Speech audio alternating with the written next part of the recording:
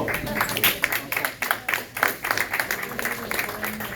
when I was in my late teens, I was in a lot of trouble, and my poor dad didn't know what to do with me. Just about killed my dad, and the only thing he could figure out to do with me was send me to his brother. And that's what he did. And after many years, that was the first time we reunited. When I was in a terrible place, my dad was in a terrible place, and it reminds me of, so Uncle Bert was talking about how my dad had met the Lord, and my dad didn't directly introduce his brother to the Lord, but he connected you with somebody else. I saw something like this in the hospital, or something related to this in the hospital. So we're in the hospital. It just happened to be my dad and I one afternoon, and then the pulmonologist walks into the room. And the pulmonologist is there to break some news to my dad. The news is, I think you've got no more than a couple of weeks left. But the pulmonologist is a sweetheart. And he, he takes, many paragraphs to begin to subtly, indirectly indicate what he's getting. Right? Mom loved him and Dad loved him. He was a good man. But he was a very indirect person, and my dad is the opposite.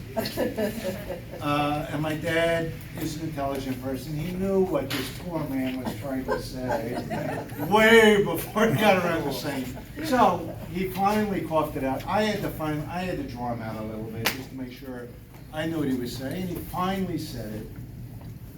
And my dad said, that's okay. I'm all right.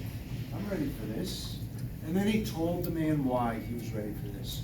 And he just, all the things that were in his letter. My wife, I had a great marriage. I married the best person in the world. My kids, contrary to every expectation, turned out to not be in prison today. I did what I wanted to do in my work. He counted his blessings. And then he went on this talk to his doctor, his pulmonologist anyway, about how this was all right with him because of his faith, and because he knew he had his account settled with God, and actually God had settled all the accounts for him. And he said that in his own way, and the doctor, who was a good man, listened to him appreciatively. And then the doctor left. And my dad turned to me and said, I just witnessed that guy. And I said, Dad, I did. I saw that. That was really great. And he said, I don't like that stuff. Because to me, all that witnessing stuff is so unnatural. And I said, Dad, that's exactly how I feel about it. I don't like to give it. I don't like to get it. It always feels unnatural.